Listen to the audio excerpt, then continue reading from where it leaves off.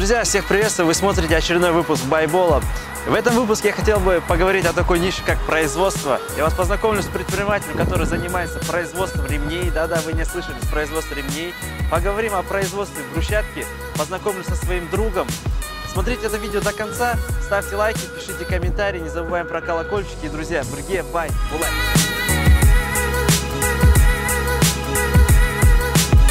Где тяжело делать, там мало конкуренции.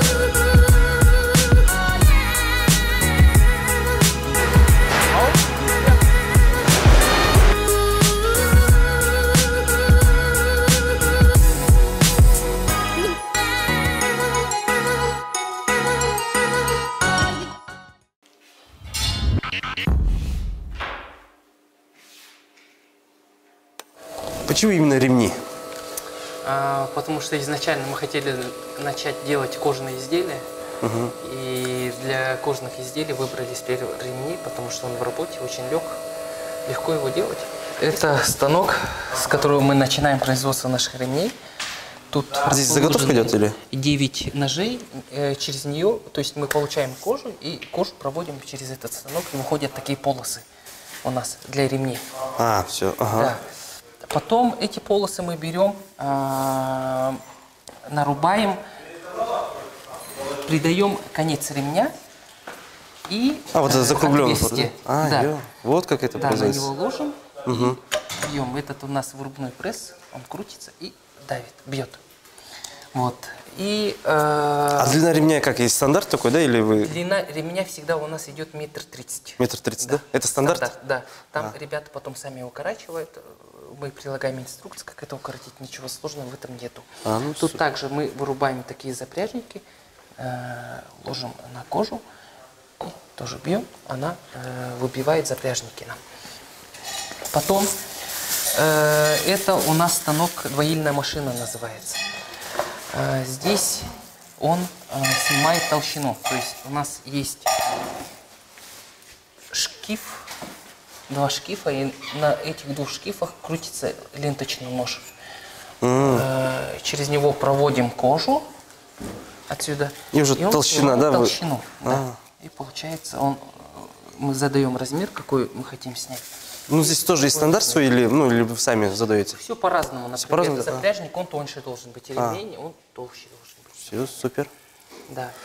На этом станке мы спускаем края кожи, торцы. То есть округляем торцы.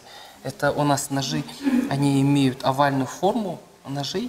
Когда мы проводим отсюда кожу, он по 2 миллиметра сбоку круглой формой убирает торцы. Жаке, вот такой вопрос для начинающих предпринимателей. Вообще идти в нишу как производство, стоит, не стоит? Тут, конечно, нужно отталкиваться от того, есть ли у тебя спрос сейчас. Если есть спрос, у тебя есть какие-то объемы, то, конечно, ты можешь начать производство.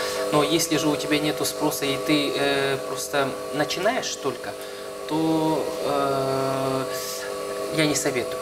Потому что это надо вкладываться деньги в промышленность, в станки, в сырье, в ремонт помещений, и все прилагать, то есть немало усилий, немало денежных средств. Вообще ниша как производство, она такая сложная, да? Лучше в нее не идти. Либо идти, но уже осознанно знать, что... Конечно, есть такое производство, она нелегкая. Это не купи, продай, там купил, здесь продал. Это здесь ты организуешь и сырье полностью, и станки, и ремонт станков. У тебя, то есть куча много ты кого будешь нанимать. Плюс еще продать это все надо. Это все надо еще сбыть, весь товар. И есть такое, где тяжелее, там меньше конкуренции. Но здесь тоже, здесь нужно свою создать изюминку в производстве, чтобы ты был конкурентоспособным. Потому что конкурентов, в принципе, есть с Китая сколько. Да. Это не портишь себе продукт, их куча. Супер. И в месяц вы продаете? В месяц мы продаем в районе 500-700 ремней. 500-700 ремней. И стоимость одного ремня? 5500 и 600.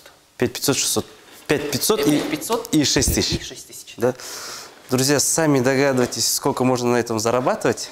Цифры вам дали, вам только надо будет умножить и просчитать все производственные какие-то моменты. Вот приблизительно такой цех, да, в плане инвестирования, сколько нужно будет потратить? Ну, точно сказать не могу, в районе 30 до 150 тысяч долларов.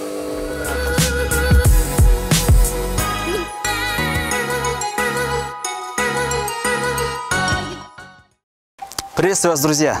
Каждый год в Астане к определенным датам, к форумам, ко дню рождения Астаны меняются асфальт, брусчатка, бордюр. И только предприимчивые предприниматели увидели в этом шанс зарабатывать большие деньги.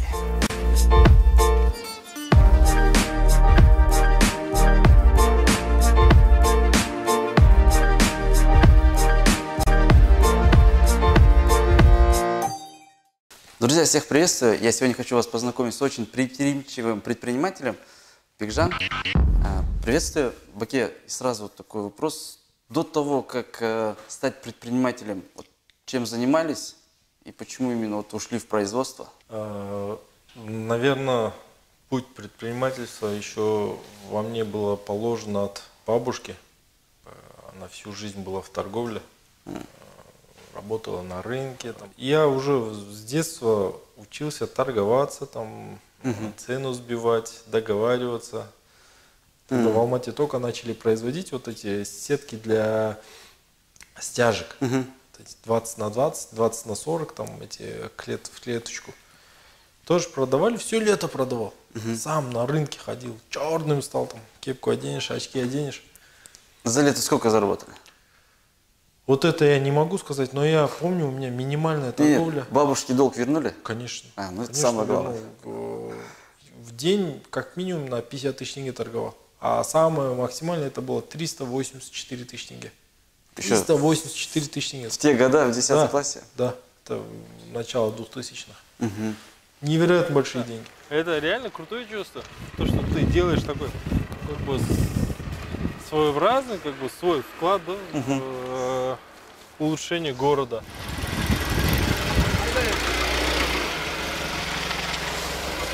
Здесь получается у нас литые изделия. Это у нас маленький цех здесь. Там производят вот такие литые изделия.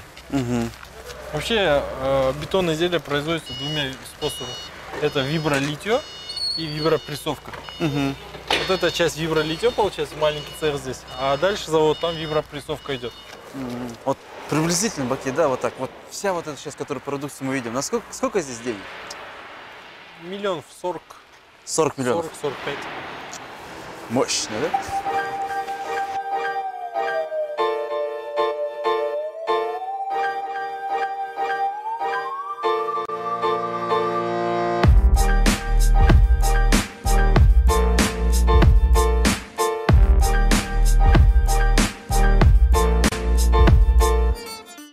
Вот насчет производства, как бы разговор идется, вот, допустим, кто-то вот хочет открыть производство. Вот что ему нужно знать, во-первых, вот как бы из знаний.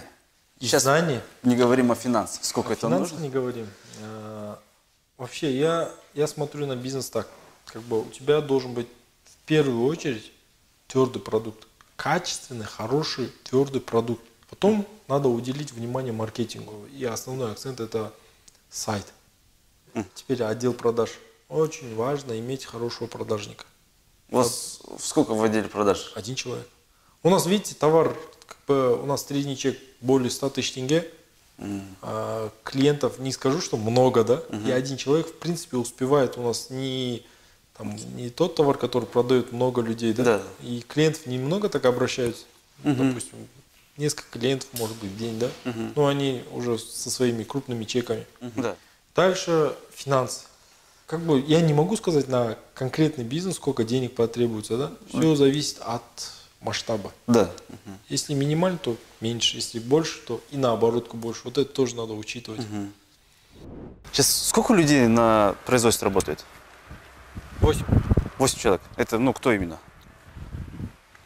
Тракторист, камазист, оператор, упаковщики, директор по производству, бухгалтер, отдел продаж. Вот по кадрам есть проблемы? Или здесь кто приходит и вы сразу на месте обучаете? Больше так. Больше так, да? Больше так, допустим, наш оператор, корейцы, когда приезжали, 2 месяца его обучали, потом его отправили в другой город, чтобы он там прям поработал. И вот, самый ценный кадр получается, оператор, там компьютером уже надо управлять. Остальные все, ну, как бы разнорабочие, у них работа такая своеобразная особо. Вот средняя такая зарплата здесь на производстве? Разнорабочие где-то 100 тысяч получают в районе. До 100 тысяч, да? Да. Оператор, самый ценный кадр? Больше 200 тысяч получают. Больше 200, да? Вот, а сейчас приблизительно вот оборот в год, сколько вы делаете сейчас, компания? Продаем, имеете в виду? Да. В год? В прошлом году, допустим, 95 миллионов было. 95? Да. Это вот... За эти 3-4 года мы оплатили более 36 миллионов тенге налогов. Это как бы у нас бизнес не масштабный, не большой, но и не маленький, такой средний бизнес, который может прокормить там мою семью. Ну и вот семьи тех людей, которые здесь работают. Да, они еще у нас здесь общежитие, там живут. Очень приятно познакомиться. Поке. Желаем только одно, чтобы бизнес процветал, чтобы каждый год в Астане меняли брусчатки. И, друзья, в следующий раз, гуляя по Астане, знайте, что вы, возможно, гуляете и ходите по той брусчатке, которая была произведена именно здесь, на этом заводе. А сегодня я хочу вас познакомить со своим другом. Это Вадим, очень крутой предприниматель. Вадим, приветствую. Ничего. Ну-ка, расскажи немного о себе. Ну, меня зовут Вадим, мне 26 лет, я сам с Павлодара, мы занимаемся производством уже больше 6 лет. Производим пластиковые, алюминиевые конструкции, ну, все, что связано с фасадами и строительством. Супер. Друзья, я сегодня не зря вас знакомлю с Вадимом, потому что с этого выпуска, с этого дня Вадим теперь тоже будет сниматься в нашем влоге. И специально для наших подписчиков он приготовил нереально крутой материал. Дорогие друзья, день добрый! Сегодня мы находимся в выставочном центре Курми. Здесь сегодня проходит выставка отечественных товаропроизводителей. Многие думают, что в Казахстане ничего не производят, но мы вам покажем обратное. Еще раз добрый день, меня зовут Бахаджан, компания Каздекор. Мы производим теплоизоляционные панели Каздекор. То есть сразу декорация плюс утепление. То есть идея пришла с Европы, плюс Япония. То есть эти технологии используются как в Европе, так и в Японии. Значит, это у нас такие вот теплоизоляционные панели. Плотность М35, декоративно-защитный слой 3-4 мм и декорация. То есть 3 в одном. Утеплитель, защита и декорация. В итоге, что мы получаем? Это, значит, экономия денег, простота монтажа. То есть мы отходим, наша идея была в том, чтобы создать такой продукт, который от старых таких вот традиционных методов монтажа отойти. Меня зовут Елена, мы с Павлодарской области. Рынок именно вот подушки для будущих мам, он как бы еще не освоен. И мы решили добавить этот продукт. Есть U-образный, да, это для девушки в положении очень удобно спать. Она может туда и туда перевернуться, как бы не меняя своего комфорта, да. Это вот подушка Элька, она и под голову идет, и вдоль тела удобно. Это просто крабс. Мы запустились в 2010 году. До этого я 7 лет работал, занимался наружной рекламой. И в наружной рекламе я уже познакомился со светодиодами. Мы ставили светодиодные блоки, модули, подсветку. И они работали очень долговечно. Поэтому, когда мы узнали, что есть такое направление, как светодиодные светильники, мы начали активно эту тему изучать. Мы выпускаем промышленные светильники и уличные светильники, потому что большинство предприятий промышленности Казахстана, они сейчас пользуются ДРЛ-ками и донатными лампами. А мы предлагаем существенную экономию. Например, мы можем заменить ДРЛ 700 на СЦС 50. Вместо 700 Вт мы ставим 50 Вт, и разница в освещении, она значительно. То есть это получается экономия в 18 раз, да? Да. Это на самом деле, да, очень существенно. Как пришла идея создавать вот такие шедевры? Ну, идея с чего пришла... все началось? Ну, все началось с того, что лично я ушла в декрет. А до этого чем вы занимались? До этого я работала в частной компании. А На менеджером. какой-то момент. То Да, есть по продаже, вы по поставкам. вообще не занимались, в принципе, мебелью? Ну, лично я нет, абсолютно. Единственное, у меня был опыт работы с клиентами, с документооборотом. А уже супруг занимался мебелью, ну, он помогал родственникам, так скажем, но для него это было как хобби. Хобби, да? В дальнейшем, да, эта идея переросла уже в нечто большее. И мы решили рискнуть. А в каком году вообще, ну, можно так сказать, произвели первый диван? 2015 год. А откуда берете клиентов? Клиенты, в основном это либо сарафанное радио, наши постоянные клиенты, и Инстаграм, соцсети, так скажем, да. Интернет, да? Да. Кто занимается дизайном? Кто Сам, вы сам мастер супруг, да. То есть сам он рисует Да. и уже воплощает Да. в жизнь, я так понимаю, да? Какие планы на будущее? Может, что-то расскажете? Что планируете запустить выпуск? Планируем расширяться, планируем расти дальше, учиться, радовать наших клиентов постоянных и новых новинками. Ну, большое спасибо, Вам что большое спасибо. рассказали нам о вашей компании. Сегодня мы посетили выставку отечественных товаропроизводителей. Что я вам хочу сказать? В Казахстане очень много талантливых людей, которые занимаются бизнесом. Очень большое разнообразие выпуска продукции, от одежды, пошива подушек для будущих мам, изделия ручной работы, национальный, выпуск национальных каких-то товаров, строительных материалов. Очень много. Мы порой даже не знаем, то, что такой-то продукт производится у нас в Казахстане. Поэтому, когда идете в магазин, смотрите, кто произвел, и покупайте отечественные товары.